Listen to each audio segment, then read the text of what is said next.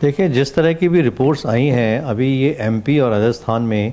जो बच्चों की डेथ हुई है, एक तो ज़्यादातर बच्चे जो हैं 2 से 5 साल के बीच के हैं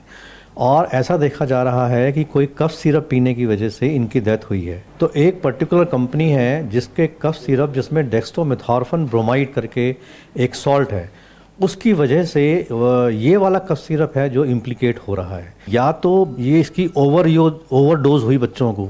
उसकी वजह से प्रॉब्लम हुई है, या बच्चों ने बिना किसी मेडिकल प्रिस्क्रिप्शन के बच्चों ने पिया है, उनके माँ बाप ने पिलाया है।